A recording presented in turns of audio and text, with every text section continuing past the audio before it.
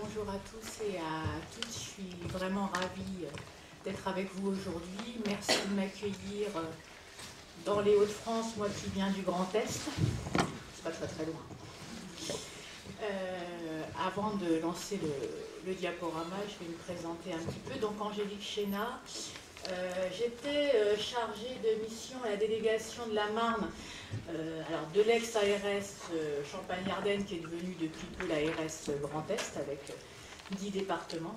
Pendant 5 ans en tant que chargée de mission à la délégation de la Marne dans le service animation territoriale où j'ai eu l'occasion et la chance de travailler avec de nombreuses institutions que vous représentez aujourd'hui et puis aussi de nombreux professionnels, que ce soit des professionnels du soin, du médico-social, de l'éducation nationale, des services de la PJJ, des services pénitentiaires, enfin vraiment de nombreux professionnels sur lesquels on se rejoint sur des sujets de santé, alors santé physique et puis aussi forcément voilà, santé mentale. Alors souvent, quand l'ARS arrive en réunion, je ne sais pas si ça se passe comme ça dans votre région, ils sont très mal vus. C'est des empêcheurs de tourner en rond.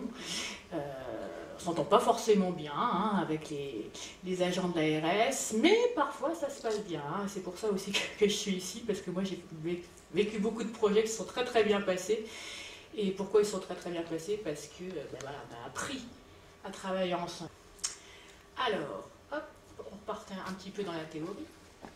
Alors, c'est vrai que c'est large, les politiques publiques. Vous savez que les ARS, créées en 2010, sont le résultat de la fusion de nombreuses institutions, des agents qui travaillaient plutôt dans le sanitaire, des agents qui travaillaient plutôt dans le médico-social, des agents qui travaillaient dans la prévention, promotion de la santé. On a réuni toutes ces personnes-là dans des mêmes lieux. L'idée était quand même qu'on travaille sur la personne plutôt dans sa globalité, qu'on arrête de travailler les uns à côté des autres. Bon, c'est pas encore gagné. En plus, les ARS, on a un savoureux mélange de fonctionnaires et d'agents de l'assurance maladie dont je fais partie, et forcément on n'a pas aussi la même culture déjà de travail et de projet. Donc c'est vrai que on est, les ARS censés mettre en œuvre les politiques publiques. Donc ces politiques de santé, très larges, de nombreux domaines quand même, qui consistent à fixer collectivement des caps pour donner à chacun les moyens de se soigner, ou en tout cas de rester en bonne santé le plus longtemps possible. L'idée de l'espérance de vie, c'est pas forcément de vivre le plus vieux possible, mais de vivre le plus vieux possible, mais dans des bonnes conditions. Alors de manière générale, le terme de politique de santé désigne les politiques publiques des États ou les autres échelons de décision politique, mais l'État et les échelons locaux, comme les ARS et leurs délégations départementales, ne sont pas les seules instances à se saisir des questions qui peuvent aussi être portées par des entreprises privées, ça arrive, des organismes d'assurance maladie ou même des groupes de citoyens. En cherchant à établir des priorités, toute politique de santé prend le risque de s'exposer aux critiques de ceux dont les actions n'ont pas été désignées comme prioritaires. Et ça, c'est bien normal. Forcément, vous êtes professionnel de terrain, ça ne va jamais assez vite. C'est normal. Manque de moyens, etc. On a déjà parlé tout à l'heure dans les couloirs. Dans le champ de la santé, les décideurs sont en effet soumis à de fortes pressions pour arbitrer entre une demande sociale toujours croissante, des lobbies professionnels, parfois industriels, une entreprise pharmaceutique ou politique. De plus, les contraintes économiques sont fortes dans un contexte d'augmentation tendancielle des coûts. On pourrait donner l'exemple de la fermeture des maternités,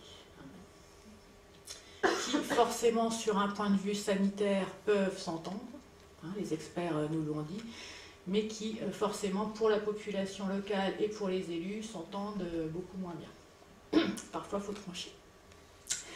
Alors la définition des politiques de santé souffre également d'un défaut d'instruments de mesure objectifs permettant de définir les besoins de santé qui sont censés justifier les choix effectués. Ces besoins sont d'autant plus difficiles à évaluer que ce terme est considéré comme un concept flou qui embrasse au niveau des individus la demande de soins, mais aussi les attentes en matière de bien-être, de confort, d'écoute, de proximité, et ne permet pas d'éclairer aujourd'hui les décisions en santé. C'est sûr que de nombreux diagnostics sont faits pour être remontés au national et ensuite être redescendus pour devenir des politiques de santé, mais pendant tout le parcours du diagnostic, etc., on peut aisément entendre qu'il y ait des biais, etc., et quand ça revient sur le terrain, on ne comprend pas forcément la politique. Alors, il y a la théorie, et puis il y a la pratique. Alors, moi, je vais vous parler de ce qui m'a occupée pendant 5 ans, et dont je suis assez fière d'ailleurs, parce qu'on a fait des belles choses. Et c'est pour ça que je vous ai mis des petits points d'interrogation rouges. C'est un des outils privilégiés pour qu'on travaille sur ces biais. Et je voulais que vous découvriez, on le découvrira dans la diapositive suivante, le dispositif dont je vais vous parler. Alors c'est en 4 mots, j'espère que j'ai bien mis le bon nombre de lettres. Et j'en ai parlé, je crois, tout à l'heure dans l'intro, si vous avez entendu. Donc voilà, je fais un petit question pour un champion pour dynamiser. Quel est ce dispositif que vous connaissez sûrement à Soissons d'ailleurs, et même dans le département de l'Aisne, et puis notamment dans votre région. J'ai entendu, je crois. Le contrat local de santé, merci beaucoup. Alors, le contrat local de santé. Alors, ce qui est intéressant avec le contrat local de santé, c'est que dans le Code de la santé publique, ça doit représenter 2 lignes qui nous dit que les agences régionales de santé peuvent conclure des contrats locaux de santé. Même pas obligé. On peut. Et alors après, ça ressemble à quoi? C'est avec qui? C'est comment? Alors là, on a quand même une sacrée liberté, même si depuis 2010, les premiers contrats locaux de santé qui ont été signés, notamment en Île-de-France, voilà, ils commencent à avoir un petit peu de littérature, un peu de doctrine, mais en tout cas, il y a une liberté assez impressionnante sur ce dispositif. Donc le contrat local de santé est mis en œuvre sur un territoire de proximité identifié comme prioritaire à partir d'un diagnostic de santé partagé. Alors, on va choisir collectivement un territoire prioritaire. Alors, qui va décider de ce territoire prioritaire? Bien sûr, il va y avoir des données objectives de santé, et puis aussi, il va y avoir la volonté des uns et des autres de travailler ensemble. On ne peut pas décider du jour au lendemain de créer un contrat local de santé. Il faut quand même une volonté politique importante, et puis après une dynamique qu'on trouvera ou pas sur le terrain. Alors, il permet de mobiliser les leviers du champ sanitaire, donc je vous disais, la prévention, le soin médico-social, mais également d'autres politiques publiques. On peut travailler sur les déterminants sociaux et environnementaux, et puis ça s'appuie sur des démarches participatives, démocratie sanitaire et locale. L'idée, c'est que ça ne soit pas complètement à côté des soucis quotidiens de la population qu'on est censé, pour lesquels les projets sont décidés, quoi. Parce que c'est vrai que parfois, entre institutions, on se fait plaisir avec des beaux projets, mais peut-être qu'en fait, il faudrait quand même écouter la voix des personnes qui vont devenir les acteurs de ce projet. Donc, le contrat local de santé.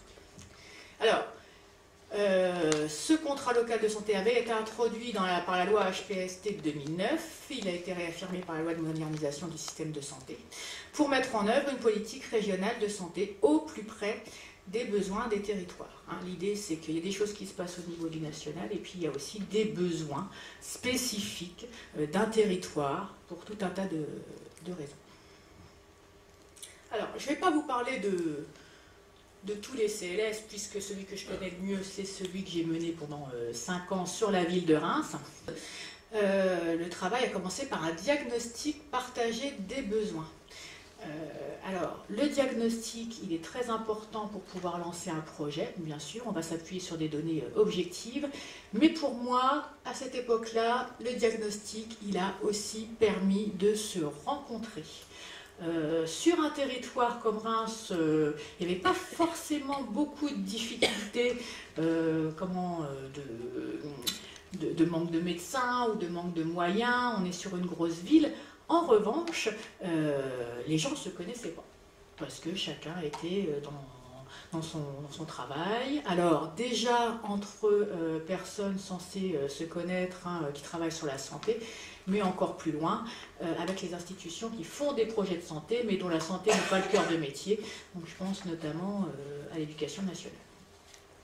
Donc vraiment un gros travail 2012-2013 de recensement des besoins, de rencontres, alors beaucoup de réunions, hein, ça c'est vrai que ça peut être embêtant pour vous professionnels de participer à des réunions. C'est une perte de temps au départ, mais je peux vous dire que quand on se connaît bien, c'est un gain de temps à l'arrivée. Une nécessaire connaissance ou reconnaissance des divers partenaires. Qui fait quoi, où, comment, avec quel public. Ah ben tiens, tel public, il est connu par tel partenaire, mais il est aussi connu par un autre partenaire. Ah, qu'est-ce qu'on pourrait faire pour améliorer les relations entre institutions qui parfois voilà, sont un peu compliquées. C'est le moment de se dire les choses. Hein. Alors voilà, l'idée c'est ça, il y a des choses qui vont bien, ça il faut se le dire aussi, heureusement, mais malheureusement il y a des choses qu'on peut améliorer, donc on va travailler ensemble. Et puis l'apprentissage du travail en mode projet, c'est-à-dire qu'on va travailler ensemble un petit peu au même niveau, c'est-à-dire qu'il n'y a pas le financeur d'un côté qui va imposer les choses en disant bah, c'est moi qui à un moment vais financer vos projets, donc c'est moi qui ai le mot de la fin.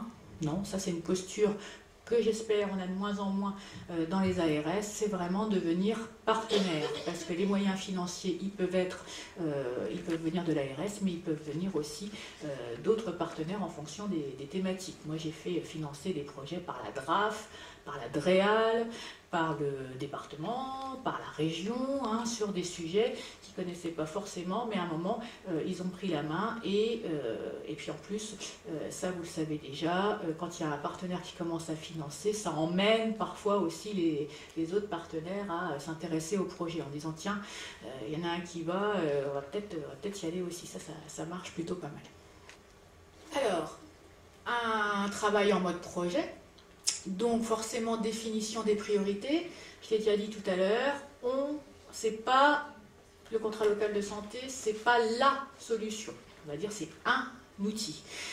Malheureusement, c'est pas un catalogue de toute la santé exhaustive de ce qui va se passer sur un territoire, peut-être à terme, dans les CLS de 3e, 4e génération, peut-être.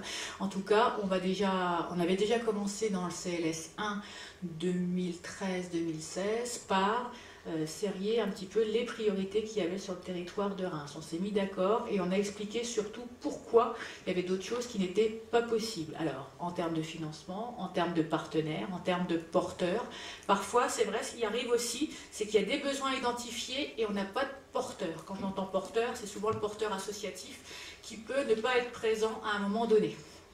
Alors, c'est vrai qu'on ne va pas pouvoir facilement créer des associations ad hoc pour un projet donné. On va essayer de travailler avec les associations existantes, mais parfois, alors soit manque de moyens, soit manque de volonté, après on peut l'expliquer, on n'a pas forcément les moyens humains de mener certaines actions. L'élaboration des objectifs, alors là, voilà, ça fait l'objet de nombreuses réunions, pareil, on discute, on n'est pas forcément toujours d'accord, mais c'est intéressant, les gens qui ne sont pas forcément d'accord, parce que ça fait avancer. On se dit les choses, et puis on acte. La recherche de moyens, alors ça c'est un peu le travail de la personne de l'ARS qui va travailler sur ces sujets-là, le référent en CLS, on va appeler ça comme ça. C'est, voilà, on va travailler sur le terrain avec les acteurs, et puis après, en interne, on va aller travailler avec les différentes directions métiers, hein, la direction de la santé publique, la direction du médico-social, pour aller voir comment on va pouvoir financer les actions qu'on a menées. Et parfois, ce qui est compliqué, c'est presque plus les négociations en interne puisque vous avez tous les référents des CLS de toute la grande région qui vont faire le même travail. Donc il va falloir avoir un petit peu de bagou et puis de volonté pour dire voilà, mon projet à moi sur ce territoire, il est presque plus prioritaire que le même projet sur le territoire d'un autre département, etc. C'est ce qui peut arriver parce que il y a ça aussi en interne. Hein. Tous les projets se mènent en parallèle. Et puis une coordination ad hoc. Alors, j'ai vu des CLS qui étaient beaux sur le papier, comme disait ma grand-mère. C'est-à-dire que c'est un très joli document, hein, avec tout un tas d'actions à mettre en œuvre. Alors ça, la typo est super, les photos sont bien, etc. Et puis si on creuse un petit peu, ben voilà, c'est une belle déclaration d'intention, mais dans les faits, est-ce que ça fait avancer les choses? C'est pas forcément le cas. J'ai vraiment travaillé pour qu'on ait une personne à mi-temps qui coordonne ce CLS voilà, à mi-temps toute l'année, c'est-à-dire qui travaille avec les différents porteurs, qui portent les différentes actions, qui suit, qui fait de l'évaluation, qui fait de l'aide méthodologique aux petites associations, qui remonte aux instances de gouvernance, donc sont le comité technique et le comité de pilotage. Et l'ancien DG d'ARS n'était pas très favorable à ce genre de choses, mais on l'a un petit peu poussé. Et maintenant, voilà, ça a montré une bonne évaluation. Et c'est vrai que pour la dynamique d'un dispositif comme ça, il y a de mémoire une quarantaine d'actions qui se mènent en parallèle. Il faut vraiment qu'il y ait une personne qui fasse que ça. Alors ça pourrait aussi être la personne de l'ARS qui est chargée, mais comme dans toutes les institutions, on ne remplace plus beaucoup les personnes qui partent en retraite, on ne recrute plus beaucoup non plus dans cette institution, et c'est compliqué aussi puisqu'il faut mener de plus en plus de projets, mais ça, je ne vais pas... Alors, de nouveaux partenaires associés, la chance, on avait au départ, donc c'était le CLS1, c'était 6 partenaires, c'était l'ARS, la ville de Reims, la CEPAM, le département, la sous-préfecture de Reims, j'en oublie un, qui va me revenir, et ça a bien fonctionné. Donc on a eu la région Grand Est qui s'est associée et puis la DRAF.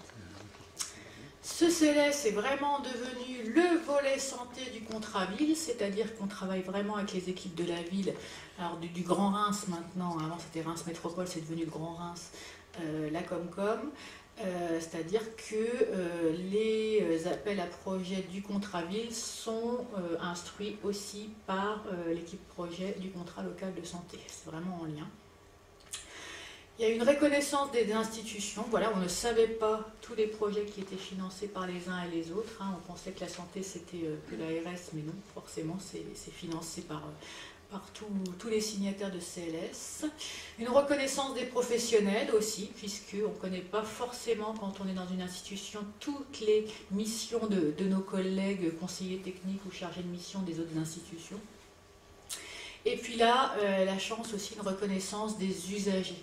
On avait un petit peu oublié les usagers, comme je vous le disais, dans le CLS1. On a fait un gros effort travailler avec les conseils citoyens, avec les conseils de quartier pour qu'ils nous donnent régulièrement leur avis sur les projets à mettre en œuvre.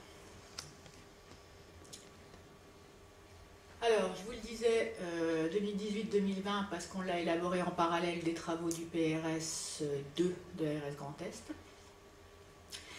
Et c'est devenu, enfin je crois, enfin j'espère, un dispositif incontournable de mise en œuvre des politiques de santé sur ce territoire. Ce n'est pas encore très exhaustif, je pense qu'il y a encore des actions de santé qui passent dans les trous de la raquette du CLS, mais de moins en moins. Et l'idée c'est ça, il n'y a plus de doublons, on ne finance plus des choses en parallèle. Voilà, on a trouvé le fait que voilà, on a quand même rentabilisé les choses, c'est-à-dire que ce n'est pas forcément moins de moyens, mais en tout cas ils sont mieux utilisés. Avec la vision du CLS vraiment sur ce grand territoire. Alors, je voulais juste reprendre les l'évaluation des CLS qui avait été faite par l'ARS Île-de-France. Comme j'avais dit, l'ARS Île-de-France sont quand même un peu pionniers dans cette matière. Il y a eu des évaluations en Grand Est, hein, sur tous les CLS qui ont été signés depuis 2012-2013. Je crois qu'on en est à plus de 20-25 maintenant. L'idée de notre directeur général, c'est vraiment de mailler tout le territoire du Grand Est avec des CLS, comme il avait pu le faire quand il était en Bourgogne-Franche-Comté directeur général. Donc c'est un peu son dada, en sachant que ben voilà, ça se fait pas aussi facilement que ça. Je crois qu'il aimerait, lui, que les CLS soient faits en 6 mois. Pour ma part, je pense qu'un CLS qui tient ses promesses, c'est 2 ans de travail, hein, pour faire tout ça. Alors après, en fonction de la taille de la ville, on est bien d'accord. Mais maintenant, il y a des CLS qui se font avec plusieurs communautés, et là, c'est encore plus compliqué, j'imagine. Moi, c'est vrai que j'ai eu de la chance de travailler sur Reims intramuros. S'il avait fallu travailler, comme ça se fera peut-être dans les futurs CLS, sur le Grand Reims avec 180 communes, c'est aussi un gros travail de coordination et, avec les élus et avec les établissements, les professionnels. Alors, 2 choses sur l'évaluation des CLS de l'ARS Île-de-France. Hein. Je n'ai pas repris tout le document parce que ça serait très long, forcément, sur tous les aspects. Notre matière, notre idée d'aujourd'hui, c'était de décloisonner, hein, c'était vraiment le thème de la journée. Donc en matière de décloisonnement, en termes de gouvernance et de mobilisation partenariale, un décloisonnement des secteurs semble être à l'œuvre. Alors ils prennent des gants, hein, semble être à l'œuvre, hein, c'est un petit peu différent en fonction des territoires. Ça avance, on va dire, ça avance doucement. Cela se traduit au sein des collectivités par la mobilisation d'élus. Alors ça c'est vrai, hein. Moi j'ai eu beaucoup de chance d'avoir beaucoup d'élus qui qui étaient très proactifs sur ces questions de santé. D'autres délégations et de services non sanitaires. L'association de nouveaux partenaires, c'est ce dont je vous parlais tout à l'heure. Cette évolution vers une approche intersectorielle renforcée a permis la mise en place d'actions visant de nouveaux déterminants sociaux de la santé. C'est vrai que c'est un espace de création, un CLS, comme je vous le disais au début. Voilà, on ne nous oblige à rien. Les CLS étaient très versés sur la prévention, promotion de la santé à leur début. C'est vrai que maintenant, ils commencent à avoir des projets sanitaires et médico-sociaux. En date, dans le CLS2, alors c'est vrai que je ne le suis plus depuis ça fera bientôt 1 an, mais ce qui était intéressant, c'est qu'il y avait une mise en place d'une plateforme territoriale d'appui. Je ne sais pas si ça vous parle, pour les professionnels, les médecins, en fait pour les décharger de tout le côté social et qu'ils puissent se concentrer sur leur travail de médecin. Cette plateforme territoriale d'appui a été intégrée, c'est devenu aussi une fiche action de ce CLS. En matière de moyens, alors les moyens dédiés, hein, ça le nerf de la guerre, financiers, humains et méthodologiques au niveau local, comme dans les équipes de l'agence, sont encore considérés comme insuffisants au regard des ambitions affichées. Forcément, il n'y avait pas forcément à l'époque du CLS1 un budget dédié pour la mise en place des actions qui seraient issues de ce CLS. On avait travaillé à l'époque avec le directeur de la santé publique, c'est lui qui finançait beaucoup les actions, en reprenant les différents appels à projets qui avaient eu lieu sur ce territoire et qui donnaient un montant. On avait dit, bah, écoutez, on va vous demander ce montant, le sanctuariser pour mettre en place des actions qui seront issues du diagnostic du CLS. Aujourd'hui, alors je pense qu'en fonction des ARS, ça peut être différent. Je ne sais pas comment est organisée l'ARS, votre ARS des Hauts-de-France. En Grand Est, voilà, il y a un comité qui se réunit tous les mois pour instruire un petit peu tous les dossiers qui seront présentés par les référents CLS. Et alors parfois, ça c'est la difficulté, c'est un peu compliqué, c'est qu'on a travaillé de longs mois avec le partenaire sur un projet intéressant et malheureusement il y a des arbitrages qui sont faits au sein de l'ARS puisque un territoire semble parfois plus prioritaire qu'un autre. Et donc normalement je devrais être dans les clous puisque Je vous pose une question de fin. Et vous, chacun dans vos institutions ou dans votre travail, quelle est votre façon de décloisonner? Parce que je pense que voilà, ça c'était ma façon de décloisonner en utilisant cet outil du CLS, mais j'imagine que vous avez d'autres pratiques qui vous permettent d'aller travailler sur un territoire avec d'autres personnes pour mener des projets globaux autour d'une catégorie de patients ou de public. Voilà, merci beaucoup.